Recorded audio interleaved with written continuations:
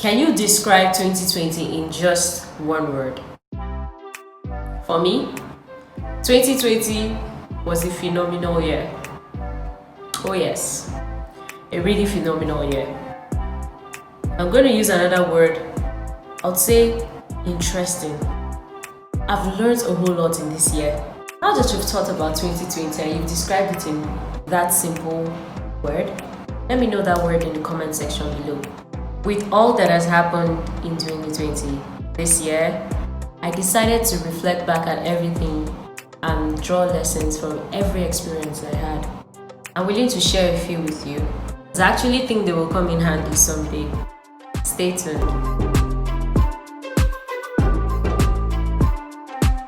Hi guys, welcome back to my YouTube channel. If this is your first time tuning in, please take a moment to click on the subscribe button right here and the notification bell so that you'll be alerted when I upload new videos. And to my returning subscribers, you guys are amazing. I love you so much and you are the reason that I'll keep doing what I'm doing. If I'm going to give a little story about how my 2020 has been, I'm sure I will not be able to finish this video today. So I'm just going to give a brief rundown of what I've experienced this year, collectively as human beings and personally as an individual. Now, when I started this year, I started on a high note. When I say high note, I mean, I was super excited. Welcome to 2020! 2020 is my year, my money year, my this, New Year resolutions. Should I show you my book? I wrote a lot of resolutions, I wrote a lot of goals that I hoped to achieve this year, okay? So I really started on a very high note. And just as my custom is, anytime I'm moving into a new year by God's special grace, I always, partake in crossover night. So it was like a whole ginger for me. What happened? Now, January, February, March was very interesting. I met a lot of people. I lost a lot of people. I had fun. Then came coronavirus. Anyways, to cut the long story short, Corona came in, the pandemic, and then lockdown. Wow, like we've never had a nation lockdown before, so that was the first of its kind in Nigeria, and it was kind of interesting to me because I had time to do a lot of things. I had time to be bored. I had time to be creative. Like there was literally enough time to sleep, the keyboard warriors, enough time to make social media friends, enough time to be hungry. That lockdown was actually an experience that I would never want to waste if it ever happens again. I know that some people really took advantage of that lockdown and were very productive, very productive, especially people that never had time for themselves. For me, I think my own creativity and productivity started in the third week of lockdown or so, when it was already halfway into the whole lockdown episode, But I literally wasted like the first 2 weeks just doing nothing, sleeping, waking up, doing TikTok videos and all that. Now, as a result of this pandemic, the coronavirus and all, a lot of people lost their jobs. People lost their source of income, right? Now, that big incident taught me a very vital lesson, which leads me to my first point. Learn to diversify your income. Don't just have one source of income. That is very risky. 2020 has taught me to not just diversify your income, but have various means that are not limited to the same area of specialization, or should I say in the same niche. What I mean by that is there are some businesses that only flourish during certain periods of the year, right? For instance, events planning and all that. If you're an event planner, I'm sure this coronavirus had affected business because the government had to stop the whole social gatherings and all that. Okay, so what I just mean is if you're going to have investments or trying to venture into a new business or different businesses, right? I think it's advised that you you spread your tentacles. Don't just limit it to one sector. Do you get? For instance, now, if I had investments in agriculture, if I had investments in the oil and gas, even if the pandemic would have affected the oil price and all that, or my oil investments, my agricultural investments will still be there inevitably. Because regardless of anything, whatever happens, whatever had happened during the whole pandemic, I'm sure agriculture wasn't affected as much as how the oil industry was affected. I would advise you to never rely on that single source of income, because you never can tell what will happen, right?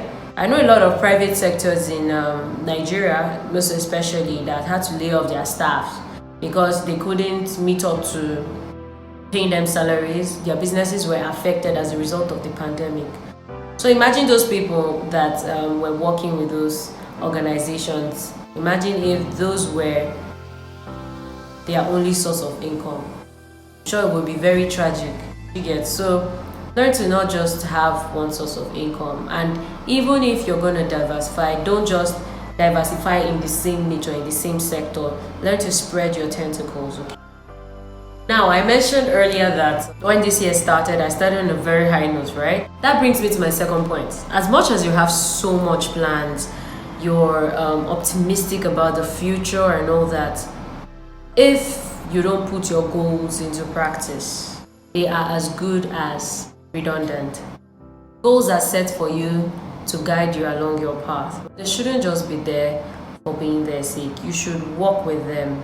And by working with them, I mean taking practical steps, doing all that it takes to see that your goals become reality.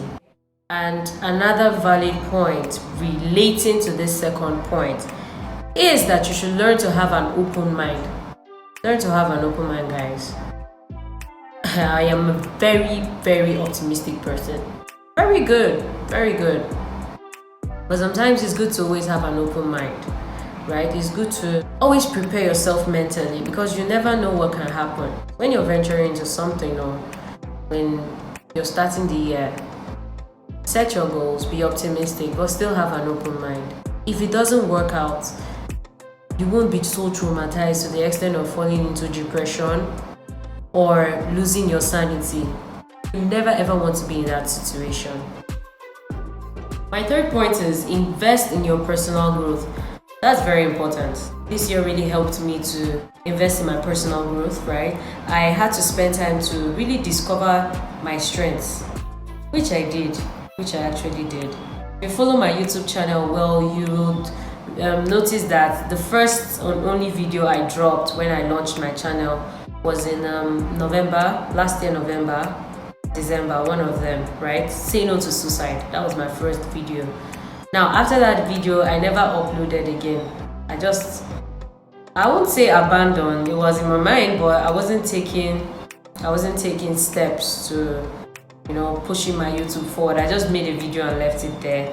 So when this corona came and all, and I had time to reflect back and had time to invest in my personal growth, discover my passion, I realized that I had to revive my YouTube, because this was something I always wanted to do.